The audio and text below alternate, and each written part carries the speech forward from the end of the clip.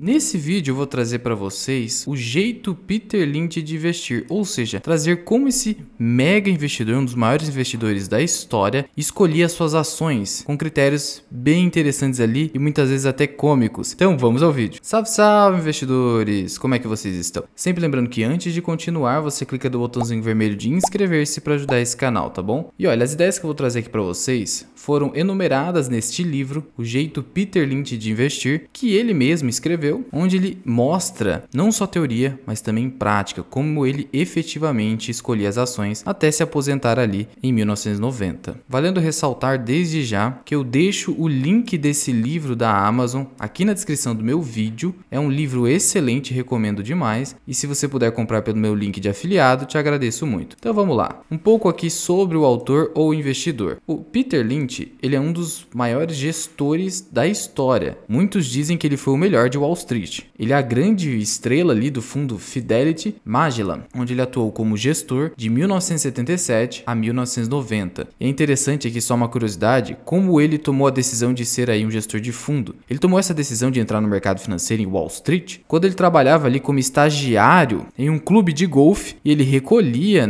os tacos de golfe. E aí ele começou a entrar em contato com mega investidores ou pessoas ali muito ricas que se envolvem com ações, e ele foi gostando ali da coisa, foi tomando gosto e achando muito interessante, até que eles formam em administração e entrou aí no Fidelity Magellan. E aí foi em 1990 que ele se aposentou. Foi uma surpresa para o mercado, porque ele ficou apenas 13 aninhos aqui à frente desse fundo, e todo mundo ficou ali um pouco triste, porque ele simplesmente fez o pessoal do fundo ganhar muito dinheiro, tanto que durante a sua gestão, breve gestão ali, o fundo acumulou uma rentabilidade anual composta de 29,2%. Essa rentabilidade aqui é superior à do Warren Buffett. Mas calma, não estou dizendo que ele ganhou mais dinheiro que o Warren Buffett. Ele ganhou num período menor, de 13 anos. O Buffett tem uma rentabilidade superior a 25% num período bem superior, 50 anos. Então, acaba que eu não estou dizendo aqui que o Buffett é pior do que ele. Até porque esse tipo de comparação, quem é melhor e quem é pior, não faz o menor sentido. Até porque os dois são mega vencedores. E essa rentabilidade de 29,2% é tão grande que ela é quase o dobro ali do S&P 500 nesse mesmo período. Então ele venceu o mercado em simplesmente 100%. Isso ao ano, tá? Claro que se você pegar todo o período, isso dá mais de 100%. A valorização composta do fundo acumulada desse período é de simplesmente 2.700%. Segundo o próprio Peter Lynch, abre aspas, se alguém investiu $1.000 no Magellan em 31 de maio de 1977, no comecinho, teria hoje ele quer dizer 31 de maio de 1990, $28.000. Olha como se multiplicou o capital. E o Lynch, ele é conhecido ali por diversas recomendações e dicas interessantes, bem, digamos, fora da curva, e ele acredita muito no poder do senso comum dos investidores. A grande recomendação do Peter Lynch aos investidores é: invista no que você conhece. E ponto final. Sempre com a crença do poder do senso comum. Para ele, qualquer pessoa normal, com muito conhecimento sobre um negócio, então, por exemplo, eu sou uma pessoa leiga, eu não sou um investidor profissional. Só que eu trabalho dentro da Vale e conheço toda a cadeia produtiva da Vale, conheço por estar ali dentro a tendência do minério de ferro naquele momento, a demanda por minério de ferro, eu conheço ali os grandes contratos que a Vale vai conseguir no curto e médio prazo, então eu tenho um conhecimento especial sobre aquela atividade econômica, mas não porque eu sou um grande investidor, é porque eu trabalho naquele segmento ou porque eu conheço muito aquele segmento. E aí o investidor comum, que não seja um analista ou mesmo um gestor, ele é capaz de performar melhor do que esses grandes analistas e gestores de fundo. É isso que defendia ele, que era um grande gestor de fundo, tanto que ele brinca no livro dele dizendo o seguinte: olha,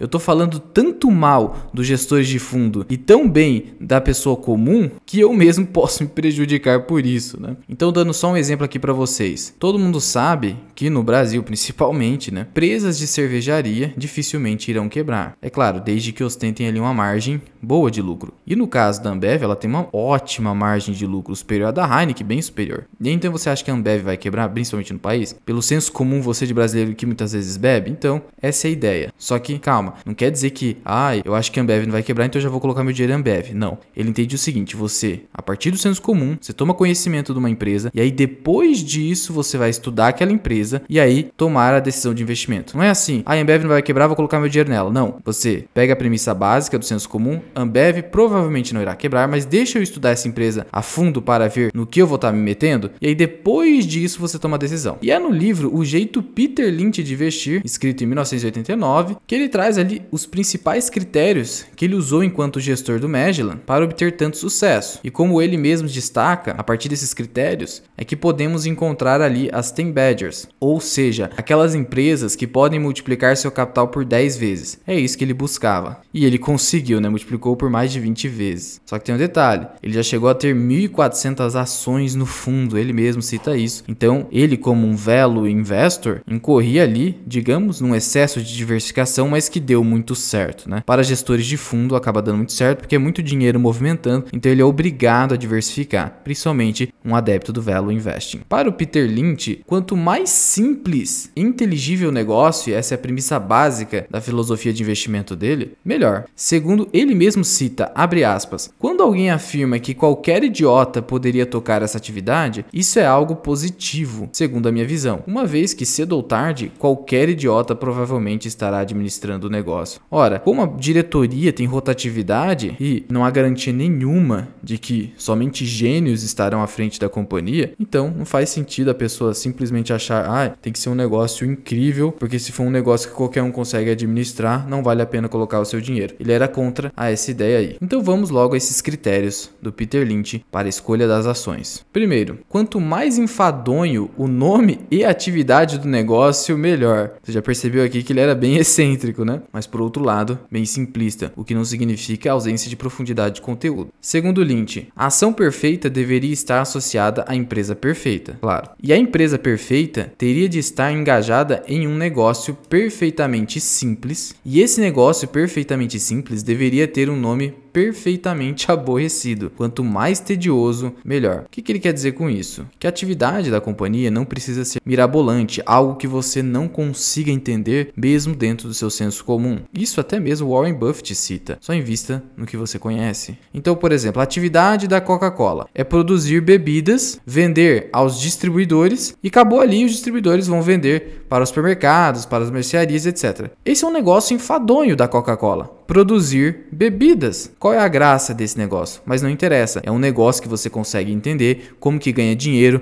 como que cresce e como que beneficia o acionista. Então, pode ser um bom negócio. É isso que sustentava o Lynch. E vale ressaltar, ele não morreu, ele só se aposentou, tá? Segundo critério, a empresa faz algo desagradável. Olha só que interessante. Segundo Lynch, melhor que ser apenas uma enfadonha atividade, como é o primeiro critério, é bom também que essa companhia tenha uma atividade desagradável ao mesmo tempo. Algo que faça as pessoas desdenhar, sentir náuseas ou se distanciar como sinal de desagrado. Isso seria então o ideal. E aí ele traz o exemplo de uma empresa estadunidense, a Safety Clean, que é uma empresa que oferece equipamentos de limpeza de peças automotivas que estejam ali sujas de graxa, né? Ela também oferece outras soluções de limpeza, até de gordura de restaurantes e outros resíduos. Então, ela faz uma atividade de limpeza e recolhimento e destinação de resíduos sólidos. Essa é uma atividade que causa náusea, né? Afinal, você está lidando com lixo e sujeira. Só que para ele, esse tipo de empresa não ostenta nenhuma concorrência e tampouco tem o olhar de Wall Street, ou no nosso caso, o olhar de bancos de investimento, de analistas, de casas de análise. Então essa empresa acaba sendo esquecida e ninguém quer investir nessa empresa. E porque ninguém quer investir nessa empresa, provavelmente ela está muito barata. É provavelmente, não é certeza. Por isso que você precisa estudar. O Lynch não está aqui trazendo critérios que você aplica automaticamente como se fosse uma matemática. Ele só está trazendo aqui critérios que você tem que utilizar na tomada de decisão de investimento ao estudar uma empresa. Então ele só está te trazendo aqui alguns sinais. A empresa exerce uma atividade desagradável? Então pode ser um bom sinal. Você vai lá e investiga. Pode não dar certo. Pode ser um negócio ruim. E aí você não vai entrar simplesmente porque ela atua ali num negócio desagradável. 3. A empresa é fruto de uma cisão. Olha só que interessante. Raramente você vai ver alguém falando sobre isso. Na visão de Lynch, empresas cindidas frequentemente resultam em investimentos tremendamente lucrativos. E o exemplo que ele dá aqui é muito interessante. A Dart Craft se tornou a Kraft Heinz, que é uma empresa que o próprio Buffett tem uma participação relevante, e o Lynch também investia em Kraft Heinz. Por que ele entende isso? Porque a partir do momento que a Kraft se tornou uma empresa autônoma, ela pôde focar efetivamente no negócio de alimentos, que é o que realmente a companhia era muito boa e se mostrou muito boa no tempo. E aí, na visão dele, toda vez que uma companhia se divide da empresa mãe, naquela empresa anterior, originária ali, ela tem mais espaço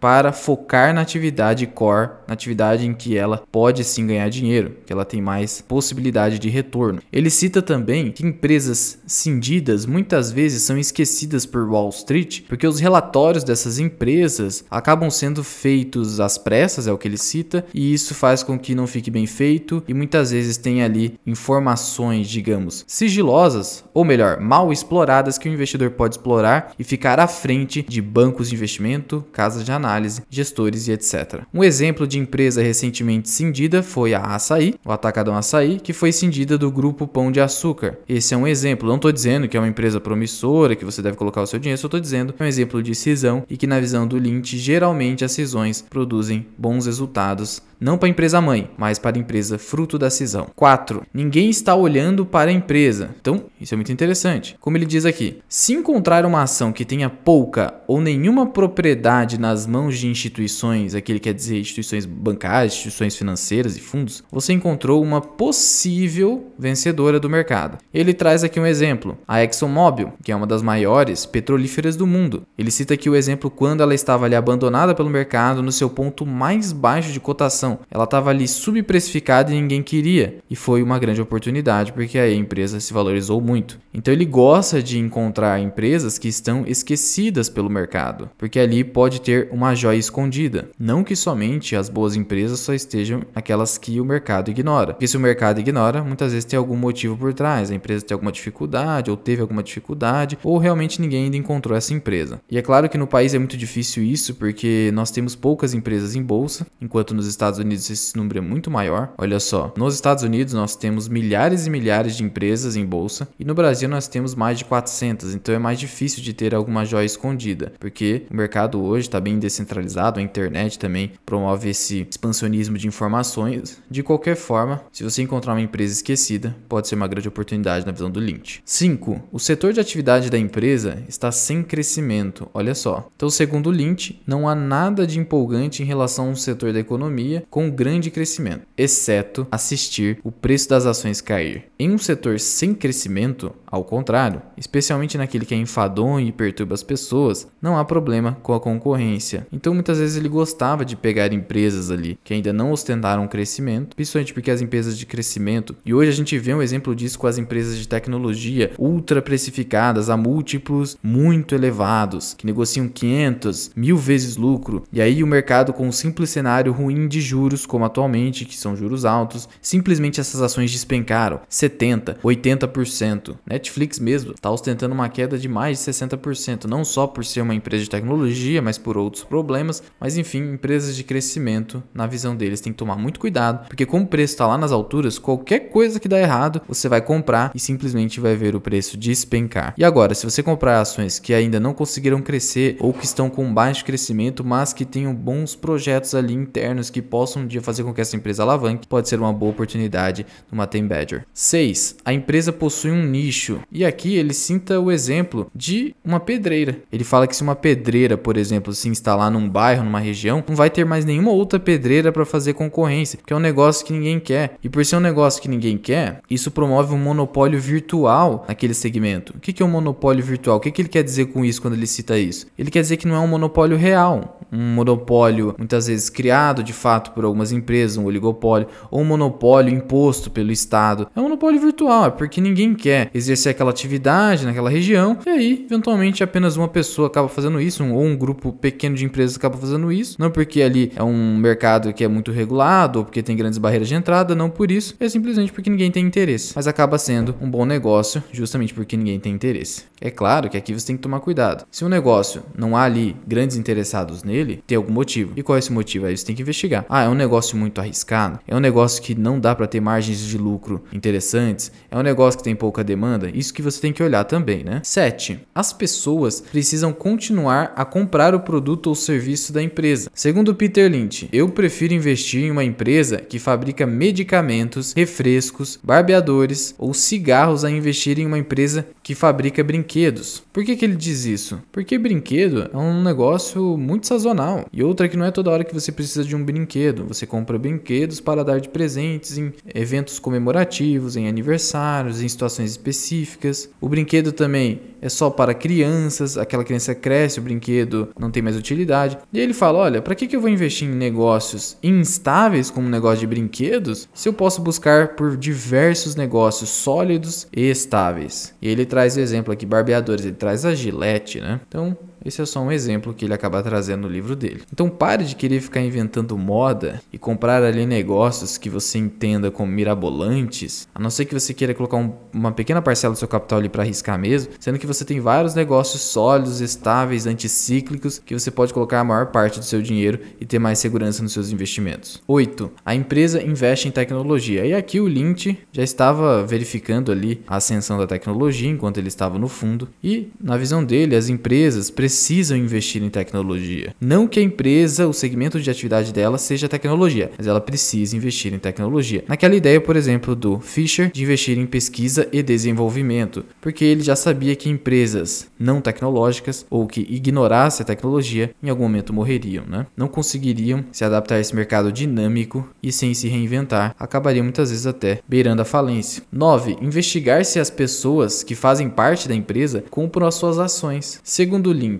não há melhor dica em relação ao provável sucesso de uma ação do que os membros da própria empresa estarem colocando o seu próprio dinheiro no negócio. Para o Lynch, o fato de os colaboradores da empresa e os seus executivos estarem ali investindo na empresa, algo que não é obrigatório, isso só demonstra que esses colaboradores acreditam no potencial do negócio. E como eles estão ali dentro da empresa e conhecem todas as particularidades da companhia, eles estão numa posição privilegiada. Então, se eles estão comprando, quer dizer o quê? Que além deles terem inevitavelmente informações privilegiadas, eles de fato acreditam no negócio. Porque se eles, na condição de insider tradings naturais, eu digamos assim, não tivessem investido na empresa, é porque eles não veem potencial naquela empresa. Então, se eles não veem, por que você de fora veria? E aí você também pode estar se perguntando, Luan, os funcionários da empresa podem comprar suas ações? Podem. Isso tem previsão aqui em lei. O artigo 168 da Lei das Sociedades Anônimas prevê o seguinte: o estatuto pode prever que a companhia, dentro do limite de capital autorizado e de acordo com o plano aprovado pela Assembleia Geral, então tem a política da empresa aqui, outorgue a opção de compra de ações a seus administradores ou empregados ou pessoas naturais que prestem serviços à companhia ou à sociedade sob seu controle. Então, a empresa pode publicar ali uma política de compliance prevendo um limite máximo em que você pode comprar ações da companhia. Então, sim, não há nenhuma vedação, só há uma regulação aqui. A Câmara de Deputados já tentou ali por meio do projeto de lei 7387 de 2010 regular ainda mais essa previsão, trazendo o artigo 168A para detalhar mais esse dispositivo, mas acabou sendo arquivado. Permanece essa redação original que é suficiente, quanto menos regulação melhor, né? Então essa é uma boa, você vai lá no site de relações com investidores e verifica, os executivos estão comprando as ações da empresa? Muitas vezes se você conhece alguém que trabalha na empresa, dá uma perguntada, viu? Você compra, você tem ações da empresa, você acredita nessa empresa? Lá dentro da empresa o pessoal costuma comprar as ações da empresa? Isso pode ser aí um indicativo de que é um bom investimento, é só um indicativo, hein? 10. A empresa está recomprando as suas ações. Isso aqui ele valoriza demais. Como eu já disse para vocês, dividendos em Wall Street é algo que ninguém defende ou muito poucos ali investidores acabam defendendo, porque tem uma tributação muito pesada. E aí, segundo Lynch, recomprar ações é a forma melhor e mais simples de uma empresa recompensar os seus investidores. Se uma empresa tem confiança em seu próprio futuro, então por que ela não deveria investir nela própria, do mesmo modo que os seus acionistas que compram as ações? E aí, aqui ele também traz uma crítica que é a seguinte, olha, muitas empresas acabam querendo expandir demais os seus negócios comprando outras empresas ou negócios completamente desconexos com a atividade principal da empresa, ou muitas vezes até comprando ali negócios apenas para tentar salvar aquele negócio, ou negócios que já estão crescendo demais, aí aquela empresa está com medo da atividade dela ser superada, ela vai lá e compra um negócio muito caro, que muitas vezes nem se provou no tempo. Então ele é meio crítico dessas aquisições, ele prefere que o caixa da companhia seja utilizado para recomprar as suas ações, porque isso significa que a empresa acredita em si mesma. E aí o exemplo dele é o exemplo da ExxonMobil, que faz bastante recompra, porque isso é mais barato que perfurar o solo em busca de petróleo. E de fato é isso mesmo. Então muitas vezes quando a empresa não sabe o que fazer com o dinheiro dela, ou quando ela não tem um projeto de fato promissor dela e não aquisições, ou quando a expansão da atividade, como por exemplo, perfuração de solo no segmento petrolífero, seja muito caro, às vezes compensa fazer a recompra. E a recompra é uma ótima forma de remunerar o acionista porque aumenta o lucro por ação. Como você diminui o número de ações em circulação ali no mercado, você diminui aquele free float comprando e colocando em tesouraria, o lucro por cada ação acaba aumentando. O lucro da companhia pode aumentar ou se manter ainda assim, e aí a participação societária do investidor ela fica superior, de tal modo que o lucro que ele recebe por cada ação que ele tem também é superior. E esses aqui são os principais critérios adotados pelo Lynch, e ainda temos aqui as 4 empresas que você deveria evitar. Então ele trouxe ali o que você deveria buscar e aqui ele traz também o que você deveria evitar. E ele traz aqui 4 tipos de empresas. A primeira, a próxima alguma coisa.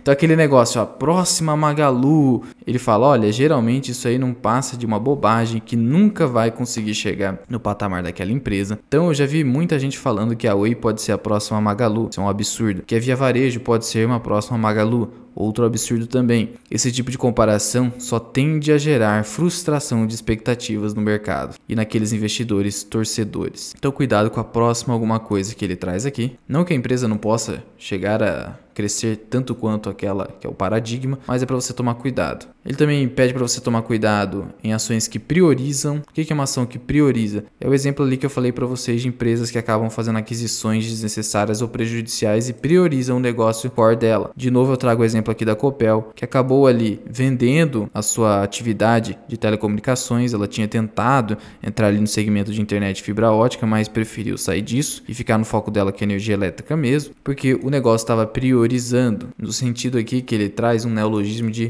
piorar, tá? Piorar o negócio. Aqui um outro exemplo é a ação sussurrada. Na verdade eu resumi isso aqui, né? O que ele quer dizer com isso? Aquela ação que o corretor ou quem vai fazer a recomendação vem e fala assim sussurrando para você, olha, essa aqui é uma grande oportunidade. Ou seja, como se fosse uma grande tacada que ninguém sabe. Ele fala para tomar cuidado com isso porque pode ser uma ação da modinha ou ser uma ação ali extremamente arriscada. Ele geralmente diz que são ativos ali ultra arriscados e por isso que vem com essa diquinha quente que pode na verdade ser um desastre. E também empresas com poucos clientes. O que é uma empresa com poucos clientes? Não uma empresa que tem uma pouca base de clientes. É uma empresa que só consegue fornecer para apenas um destinatário final. Então, por exemplo, a empresa, 30% do faturamento dela está destinado a apenas um cliente específico, uma pessoa jurídica, por exemplo. Aí essa pessoa jurídica troca de fornecedor ou ela passa a produzir aquele mesmo produto que está sendo fornecido, aí acaba o seu contrato, porque aí você se torna desnecessário como empresa e aí simplesmente você tem 30% do seu faturamento diminuído. E esse aqui foi um medo que os investidores sofreram com o iSoluções, que tinha ali um contrato com a Caixa, esse contrato foi extinto e isso estava gerando uma dúvida muito grande no mercado se a WIS conseguiria se reinventar e acabou conseguindo aí novos contratos. Mas é para tomar cuidado com essas empresas porque pode acontecer a empresa não conseguir se retomar ali e retomar uma boa base de clientes a fim de se tornar perene no mercado. E de novo, recomendo a leitura aqui do Jeito Peter Lynch de Investir, link aí na descrição. É um livro que realmente não vai ficar só na teoria, vai te dar dicas práticas do que você deve fazer, sem falar que tem um tom de humor ali muito legal mesmo de ler e a leitura acaba sendo